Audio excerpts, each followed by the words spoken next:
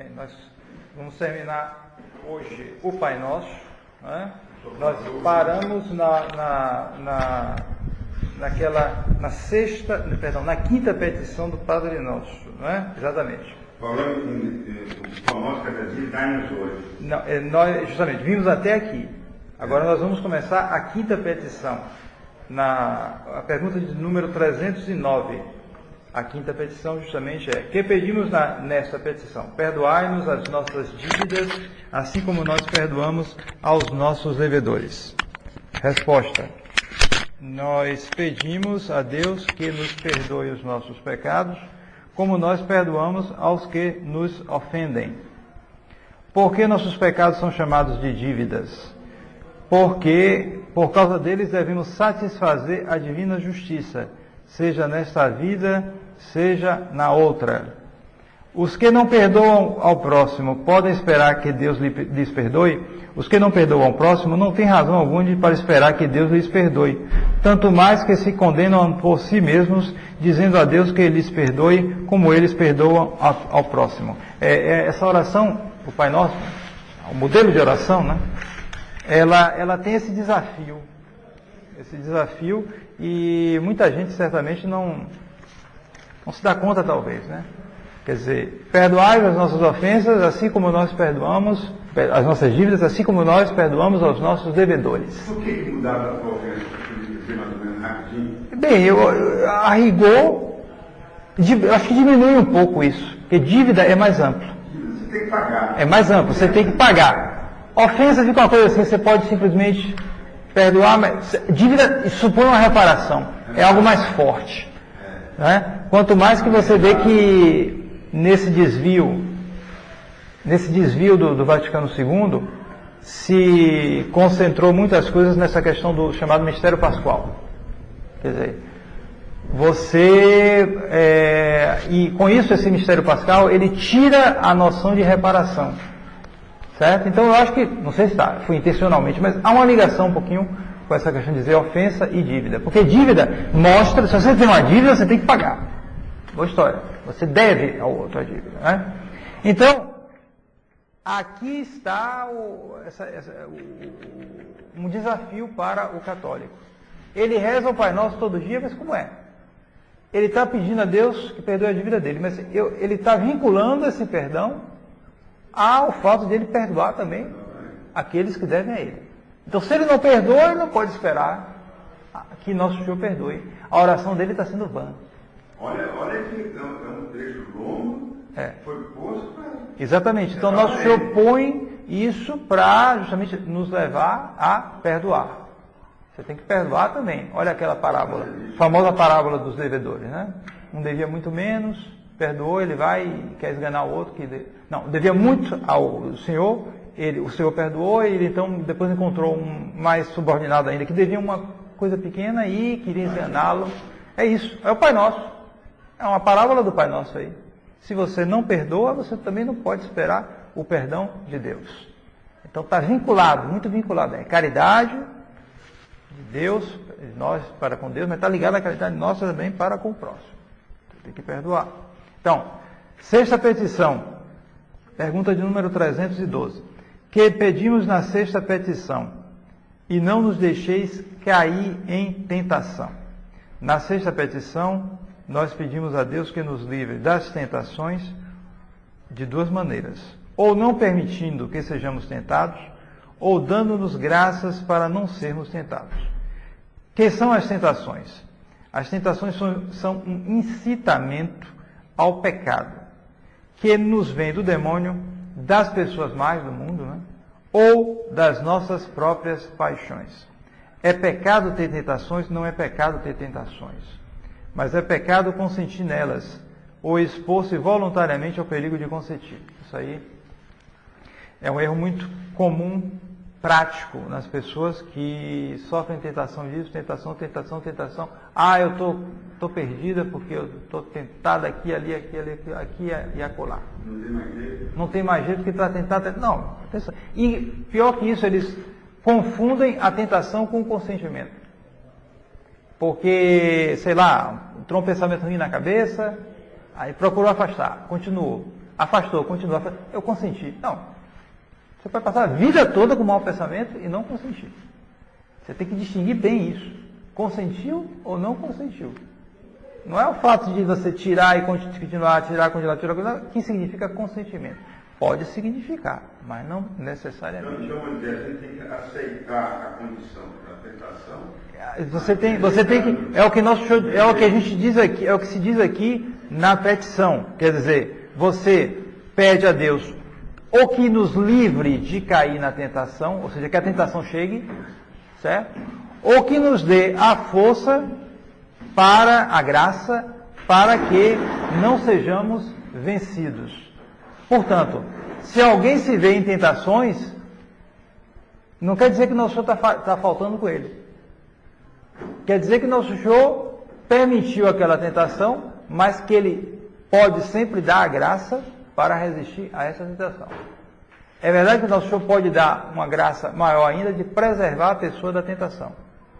E nós temos na vida dos santos esses dois tipos de santos. Os santos que foram assim preservados de uma maneira impressionante, como foi Santa Teresinha do Menino Jesus. É preservado, porque por tudo. Santa Teresinha, por exemplo, com relação à castidade, parece que nunca teve nada. Zero. Ou próximo do zero.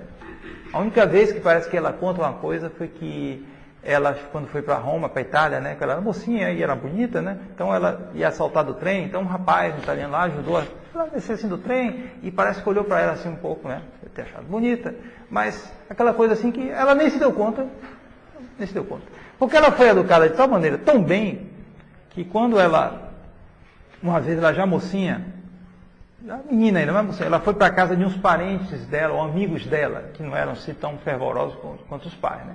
Aí quando ela chegou, esse costume que não é bom do mundo, né? Chegar, se a menina bonitinha, ou que menina linda e não sei o que, essas coisas, né? Que estão espalhadas, infelizmente. E ela ficou sem saber por que estavam falando isso. Porque na casa dela nunca tinham dito que ela era bonita. E olha que ela era bonita mesmo. Porque hoje é o contrário, o sujeito é um macaquinho, mas chama de bonitinho. Que é a maneira educada de chamar o sujeito de feio, né? Sabe disso, né? A maneira educada de chamar alguém de feio é dizer que ele é bonitinho. Então, mas ela era bonita mesmo, então a beleza leva a pessoa a admirar, é natural o movimento, porque beleza é beleza, quando o sujeito é bonito, você leva você a admirar aquela beleza.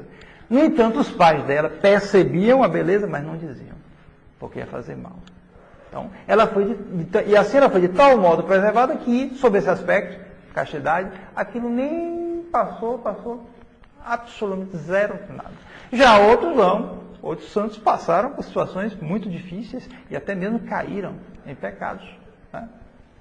Mas não quer dizer que se a pessoa passou por uma vida de muitas tentações, até de pecados, e depois levantou-se, não quer dizer que ela necessariamente nunca vai chegar ao grau de santidade daquele outro que foi preservado completamente. Não. Em si mesmo é verdade, a dificuldade é maior. Alguém que passou por uma vida, e é o caso nosso, nesse mundo perdido, sobre vários aspectos, a pessoa muitas vezes cai em pecados, cai em coisas piores, está cada vez piorando mais, né? Mas em si mesmo realmente a dificuldade é maior, mas não quer dizer que isso isso possa impedir que haja grandes santos que podem ir até mais do que os outros. Então, está aí o exemplo de Santa Madalena, nosso Senhor, né? Já dava esse exemplo. Ela pode ter ido muito mais além do que outros que não tiveram grandes pecados, mas que não foram tão generosos. É a generosidade. A correspondência à graça de Deus é isso que é o que distingue. Isso é o que marca mesmo quem avança mais ou quem avança menos. Então, no caso da tentação, justamente, o fato de estar cheio de tentações não indica necessariamente que a pessoa esteja num grau baixo de caridade ou esteja sem a graça, necessariamente não. É o consentimento é o que pesa. Agora, existe a tentação que é buscada ou que é permitida. Essa aí é perigosa. Essa aí mostra um grau baixo de caridade porque, ou mesmo, a pessoa pode estar pecando com isso, porque a pessoa procura se expor às ocasiões. Mesmo que ele não quer, mas se ele buscar a tentação, já é pecado. Já é pecado. Já é pecado. Porque ele está buscando a ocasião e se expondo ao perigo de consentir nessa tentação. E quando esse perigo é muito próximo, realmente é um pecado grave.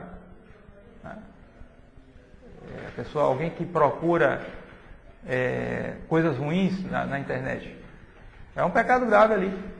Coisas muito ruins, já é um pecado. Mesmo que ele, sei lá, na hora resiste, mas ele procurou aquilo, já fez aquele movimento voluntário procurando aquilo, e já se expôs àquilo. Então essa tentação... Está desafiando a graça de Deus. Exatamente, está tentando a Deus. Você pede a Deus justamente para não cair em tentação. Mas se cair, Deus não permite a tentação, ou dê a graça de você resistir à tentação. Mas você não procura aquilo, até que você está pedindo para Deus livrar. Você não está querendo saber disso.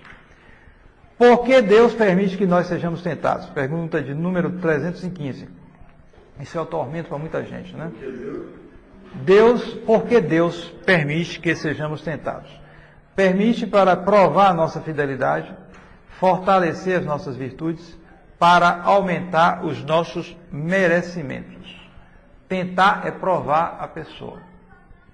A pessoa às vezes tem uma ideia de vida espiritual fantasiosa, que ela fez, e não a que Deus fez.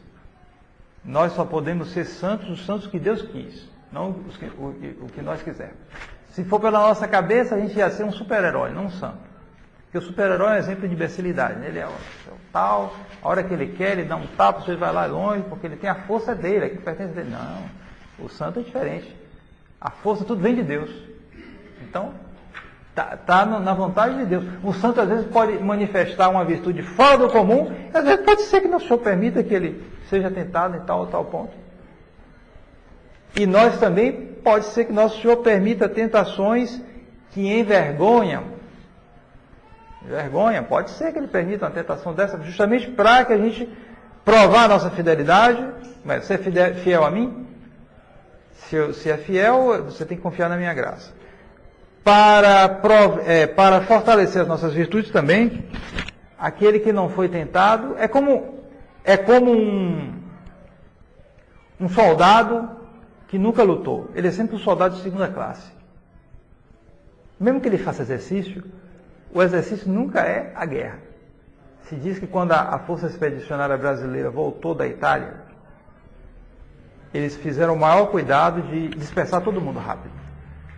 Por quê? Porque eram 35 mil mais ou menos soldados, um exército razoável, 35 mil, provados no combate, meu amigo. Tinham lutado com as forças alemãs que tinham lutado lá Deus abençoe, que tinham lutado na Rússia. Era um pessoal treinado, eles lutaram com aquela gente ali, então, quando saíram já estavam soldados provados. Agora você imagina, 35 mil soldados, bem provados na guerra, podiam mudar o destino do país, meu amigo. Se você quiser tirar o governo ali, vamos juntar. Só uma observação, eu fiz um documentário sobre a participação da fé ali no norte da Itália. Entrevistei os ex-combatentes. Entrevistou? Quando eu fiz o meu primeiro curso de comunicação. Depois eu vou trazer. Ótimo. Ele mostra justamente isso aí, tá falando. Justamente, porque eles sabiam que era guerra. Eles tinham sido provados. Não adianta, se ele não for provado, não adianta. Ele é um soldado de segunda classe. Já veio um outro homem, já não é o mesmo. Inclusive, ele adquire aquilo que dizem que o soldado bom tem, a indiferença em relação à guerra. Porque o sujeito dizem que o sujeito que entra logo, qualquer bombinho, ele, ai meu Deus, o soldado bom, ele não tem isso. Me contaram lá na França que tinha aqueles soldados da Primeira Guerra Mundial, não da Segunda. Soldados franceses, eles estavam almoçando lá na casa de uma parente que contou isso depois, né? Os alemães atacando. Aí, explodiu um negócio lá, eles lá comendo. Explodia a outra, não sei o que, o pessoal lá comendo, tranquilo. Explodiu, só faltava, parecia que acabou, mas já explodir a casa. Eles lá. Terminaram de almoçar, pronto, agora a gente vai levantar, vamos jogar mais bomba ainda do que eles jogaram. Pronto, acabou. É o bom soldado, ele está indiferente, ele foi provado.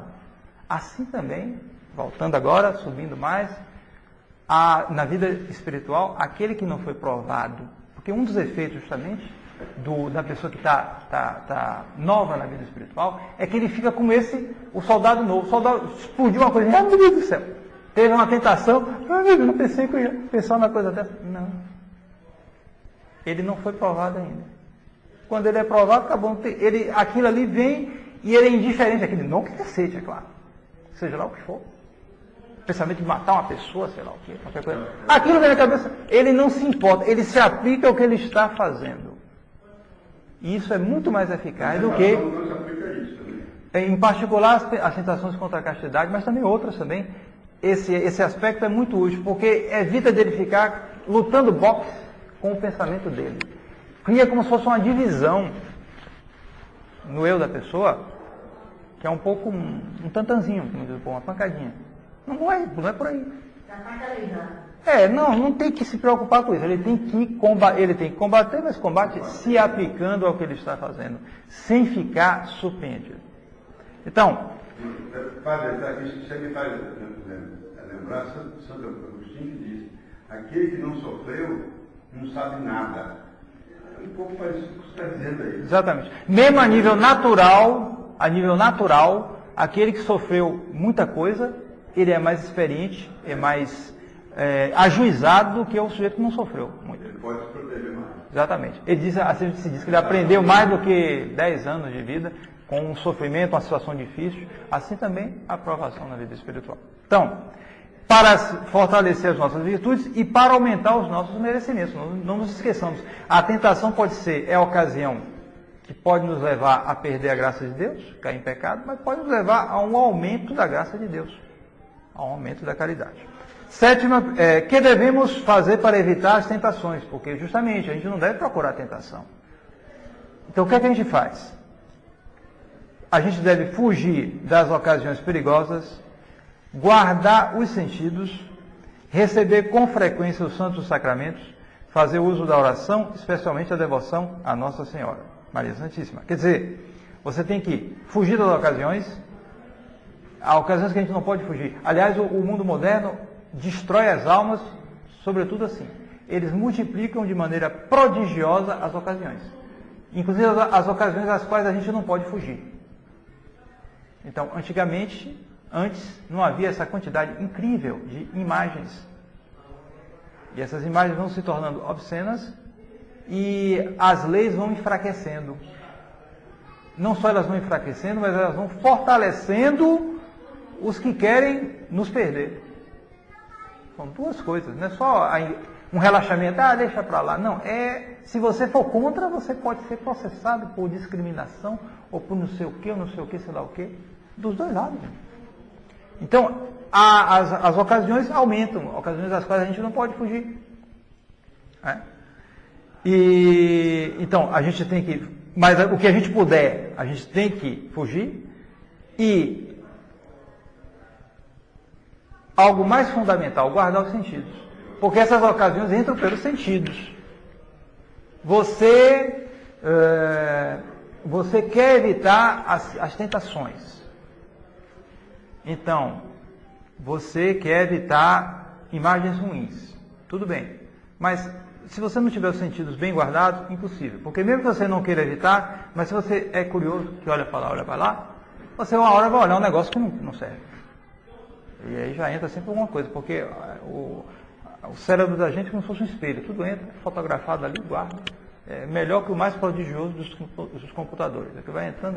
Às vezes vai produzir efeitos lá anos depois, pode ser. Então, é preciso guardar os sentidos. Se você guarda os sentidos, já é algo preliminar. Você está protegido. Você já está atento a essas coisas, né? De modo que você pode enfrentar melhor as ocasiões que você não pode evitar. Assim, se você tem que ir a um shopping center. As pessoas vão cada vez mais a esses shopping centers porque realmente é mais prático você resolver várias coisas ao mesmo tempo, né? Esses estabelecimentos. Porém, você sabe que vai encontrar ocasiões ruins ali. No mínimo, o luxo,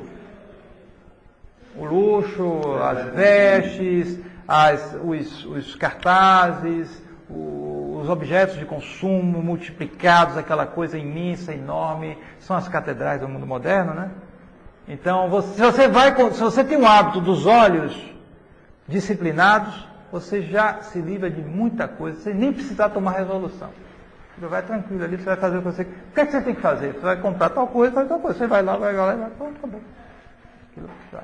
Já preserva você de muita coisa. Depois... Alguém disse que valente o covarde que foge da ocasião. Pois é. Vai paradoxo. Então, você... E além disso, é claro, do lado espiritual, aquilo que vai mais profundamente proteger você é a recepção dos sacramentos e a oração. A graça nos vem justamente pela oração e pelos sacramentos. 7ª petição do Padre Nosso. Que pedimos na 7ª petição? Mas livrai-nos do mal. Nós pedimos que Deus nos livre dos males passados, presentes e futuros, e especialmente do sumo mal, que é o pecado, e da condenação eterna, que é o seu castigo. Por que dizemos livrai-nos do mal e não dos males? Dizemos isso porque nós não devemos desejar ser isentos de todos os males desta vida, mas daqueles que são nocivos à nossa alma. E por isso pedimos a libertação do mal em geral, isto é, de tudo aquilo que Deus vê que para nós é mal. Não é lícito pedir a Deus que nos livre de algum mal em particular, por exemplo, de uma doença. É lícito, mas sempre entregando-nos à vontade de Deus, que pode, no entanto, ordenar aquela tribulação para o proveito de nossa alma. Para que nos servem as tribulações que Deus nos manda? Elas nos servem para fazermos penitência das nossas culpas, para provar nossas virtudes e, sobretudo, para levar-nos à imitação de Jesus Cristo, nossa cabeça, ao qual é justo que nos conformemos nos sofrimentos, se quisermos ter parte na sua glória. É importante notar que nós não pedimos do mal, a libertação do mal, não dos males.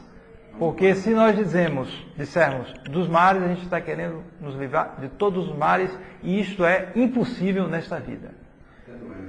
Porque justamente o estado atual nosso aqui é o estado em que nós devemos nos conformar a nosso Senhor Jesus Cristo Redentor. E nosso Senhor nos redimiu, como Ele quis nos redimir, pela cruz. Ele não precisava disso, mas Ele quis assim.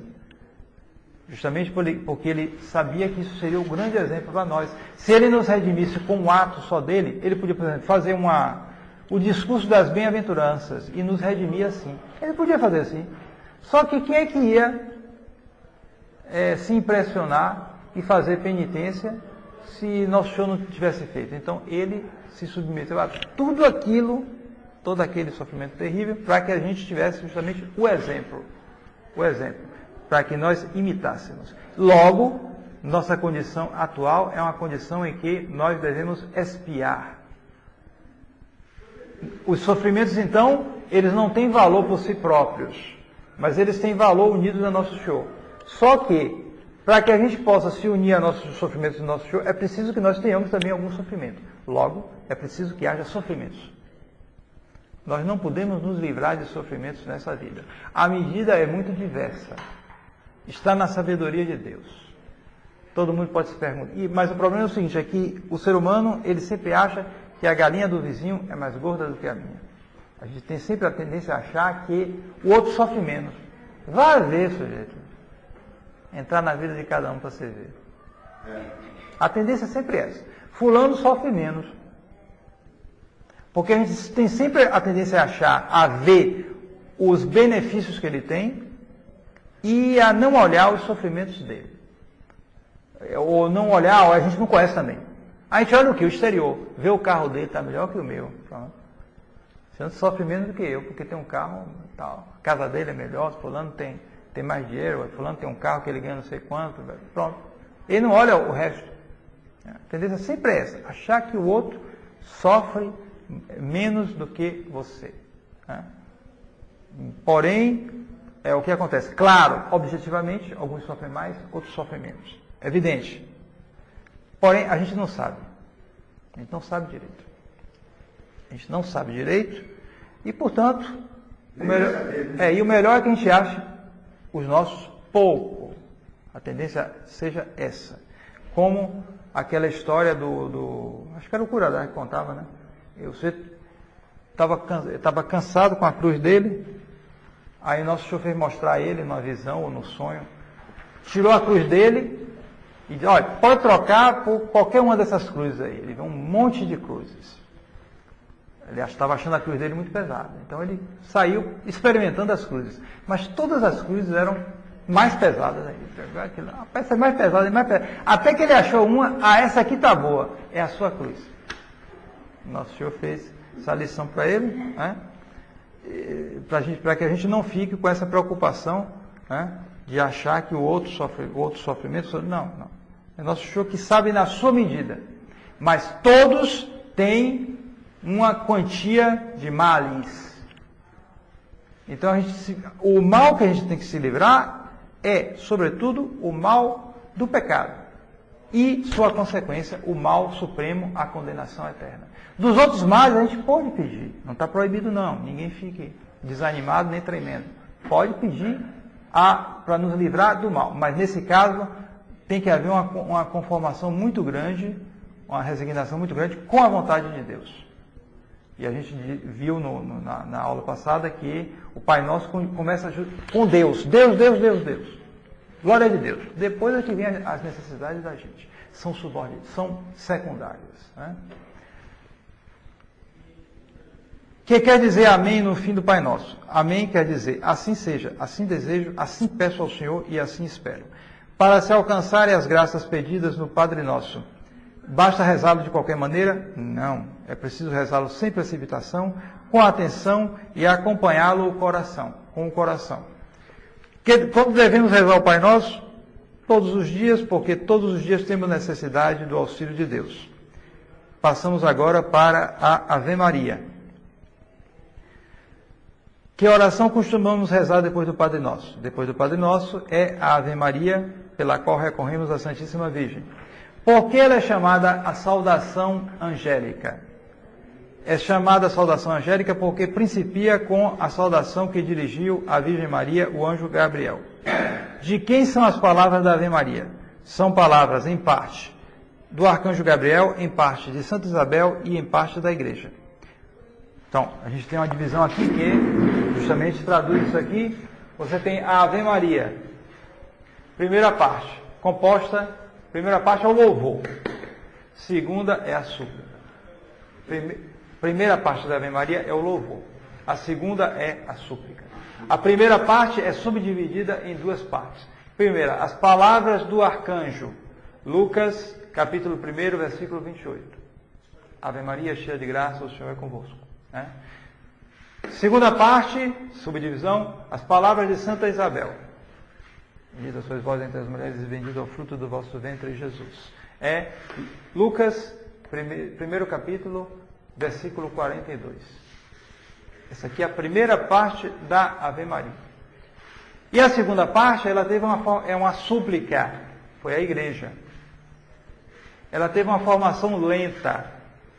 Se rezava a Ave Maria, essa saudação se rezava primeiro, só. Depois se acrescentou a súplica. A formação lenta foi entre os séculos 13 a 15. Vocês podem ver que é uma coisa relativamente recente. Né? Essa segunda parte da Ave Maria. Aliás, parece que a invocação mais antiga que se conhece da Santíssima Virgem é um manuscrito do século III, eu acho. Subtum Presidium, a vossa proteção nós nos encomendamos, ó Santa Mãe de Deus, etc. Do século III. Encontrado, quer dizer, quando é encontrado assim, é mais antigo ainda. Porque foi encontrado o original, encontrou uma cópia. Já era usado.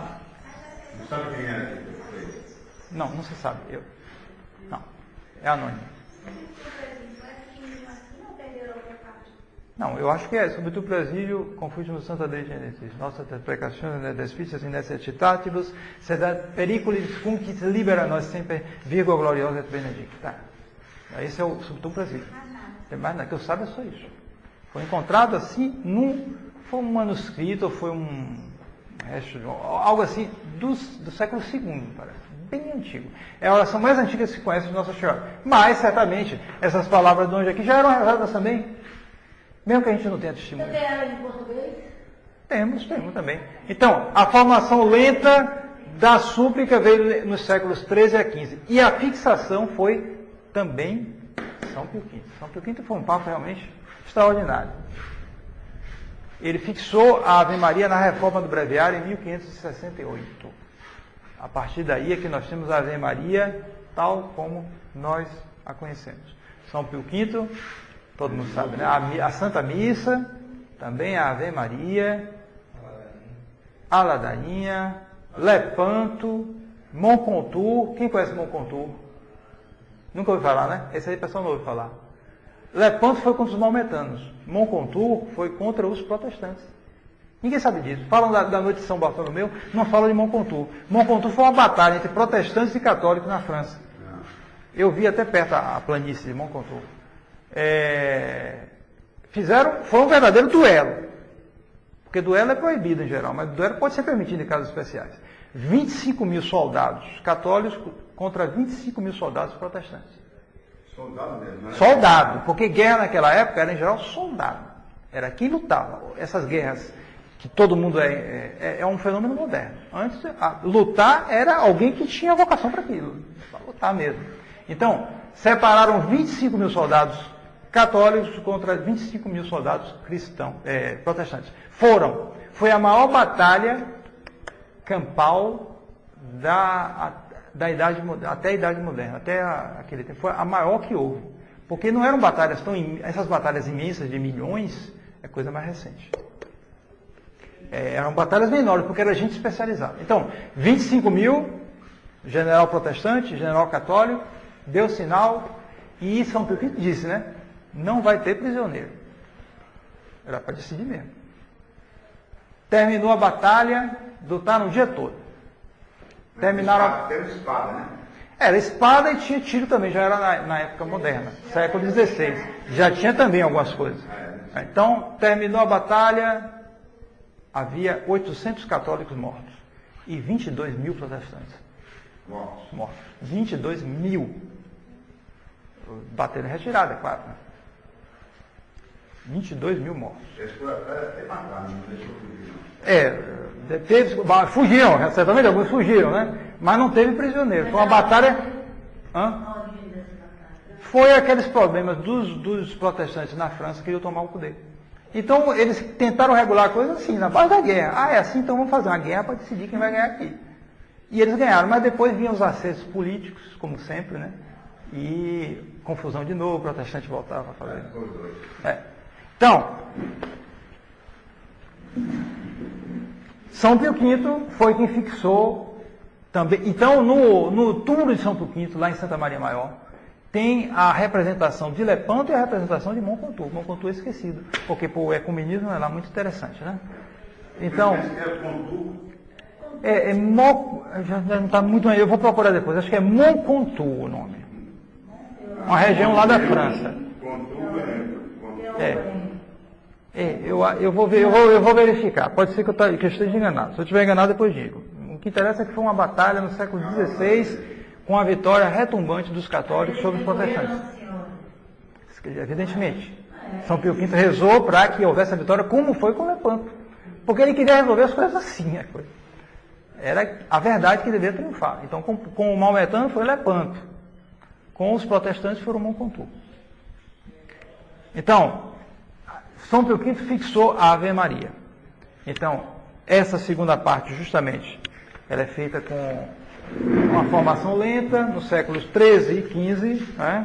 É uma súplica. Então, quando... A gente pode passar aqui um pouquinho por cima... 331. Quando disse Santa Isabel estas palavras?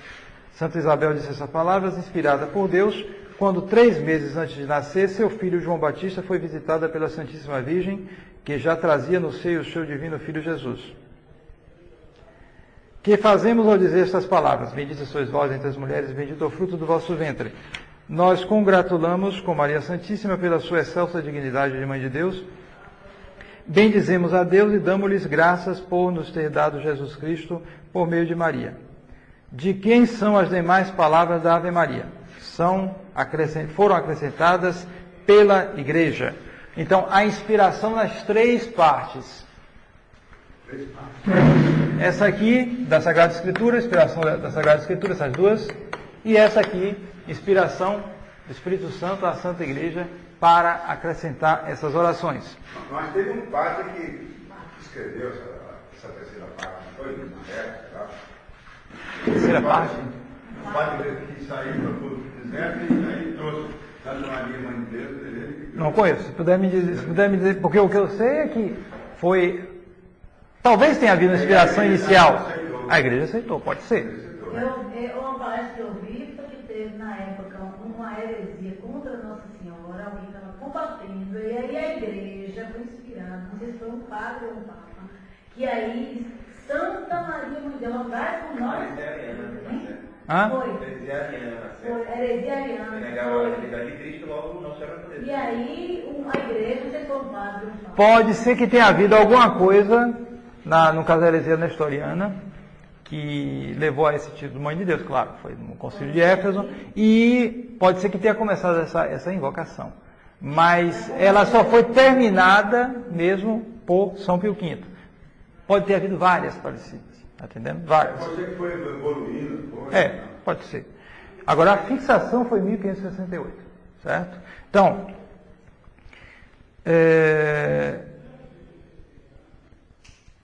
que pedimos com as últimas palavras da Ave Maria? Nós pedimos no decurso desta vida, e especialmente na hora da nossa morte, pedimos a proteção da Santíssima Virgem. Isso aí é algo muito, muito rico, né? Porque nós pedimos a proteção de Nossa Senhora agora, no momento que eu estou rezando, e na hora da nossa morte. Sempre que eu rezo uma Ave Maria, meditem bem nisso. Eu peço para me proteger aqui agora, mas eu já estou encomendando para a hora da morte, que é a principal. Que é o mais importante. Porque é na morte que tudo decide. A vida católica, ela é pontual, né? Ela decide lá no final. Alguém se salva quando ele termina bem. Ele pode andar muito mal e terminar bem. Ele pode andar muito bem e terminar mal. Normalmente não é assim. Se ele anda bem, ele termina bem. Mas, como nós somos muito mutáveis, e nosso Senhor tem muita misericórdia da gente, essas diversas alternativas podem existir. Então, como a gente balança muito, cada vez que a gente reza uma Ave Maria, a gente se encomenda para o final. A gente já está pedindo para Nossa Senhora, me proteja na hora da minha morte. Quem está de pé que se cuide. Exatamente, a gente já está pedindo. Então, se a gente rezar um rosário, a gente acumula 150 pedidos a Nossa Senhora de nos proteger na hora da morte. Compreendem? Se vocês rezarem um ano inteiro o rosário, vocês acumulam 5.000,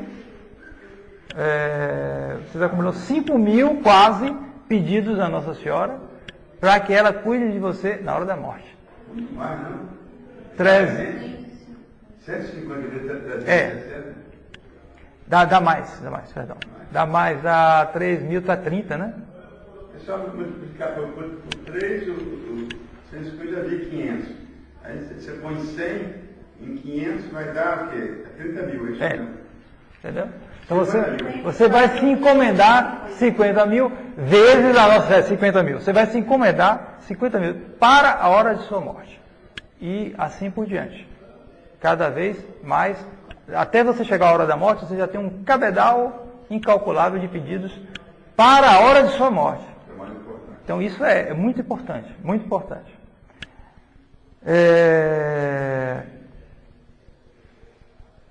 Por que depois do Padre Nosso dizemos antes Ave Maria do que qualquer outra oração? Porque a Santíssima Virgem é a advogada mais poderosa junto de Jesus Cristo. Por isso, depois de termos rezado a oração que Jesus Cristo nos ensinou, nós pedimos à Santíssima Virgem que nos alcance as graças que imploramos. Por que motivo é tão poderosa a Santíssima Virgem? Porque é Mãe de Deus e impossível que não seja atendida por Ele. Que nos ensinaram os santos a respeito da devoção à Santíssima Virgem.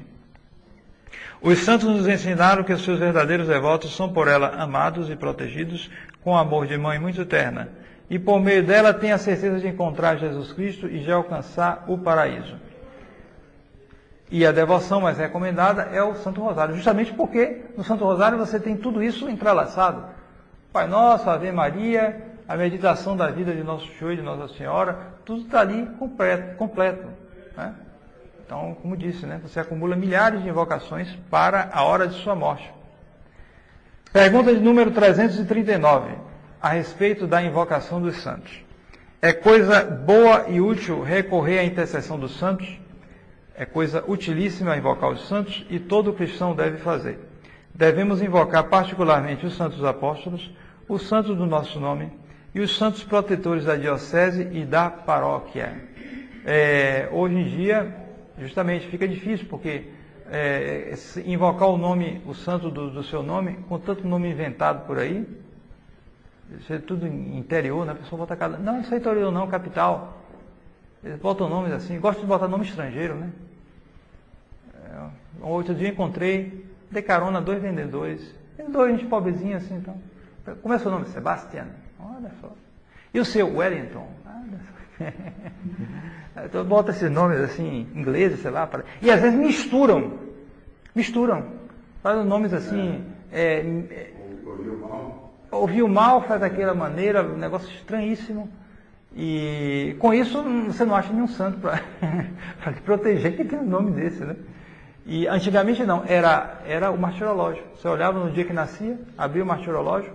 Havia até um costume, e quando era, aqui na Bahia, né? Quando eram brancos, era a igreja ocidental. Quando eram negros, era a igreja oriental. Daí você vê muito negro chamado Cirilo. Aqui na Bahia havia um costume de quando nascia criança. Então, se fosse branco, a pessoa que nasceu. Branco, aí punha o nome da igreja ocidental, santo da igreja ocidental.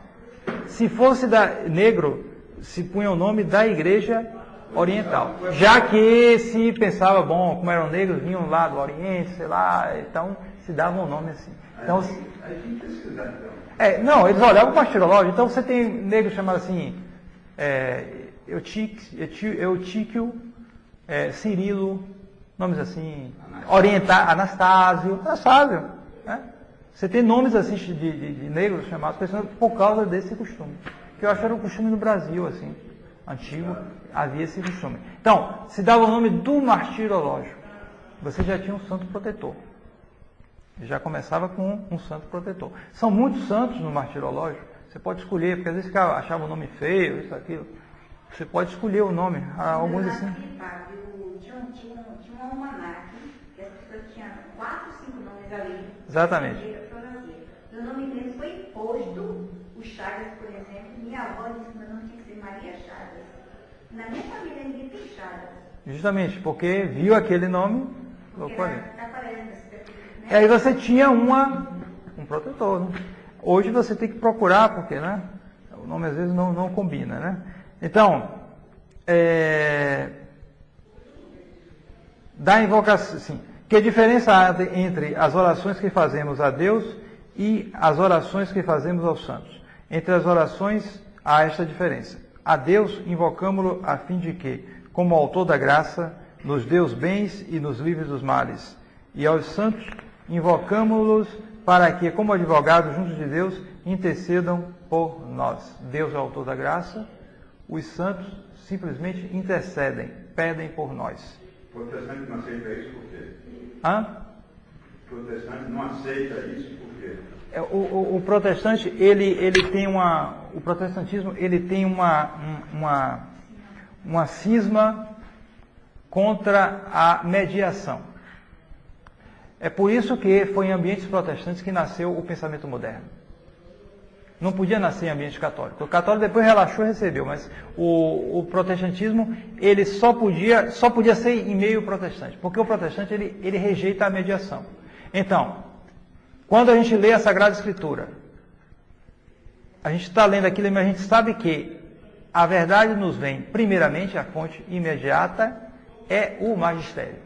O verdadeiro magistério, não é qualquer entrevista de Francisco, não. Mas o verdadeiro magistério é de onde nós recebemos. É por isso que a gente estuda, a gente faz a difusão do catecismo. É curioso, porque quem inventou o catecismo foi Lutero, né? O primeiro que fez o catecismo foi Lutero, né?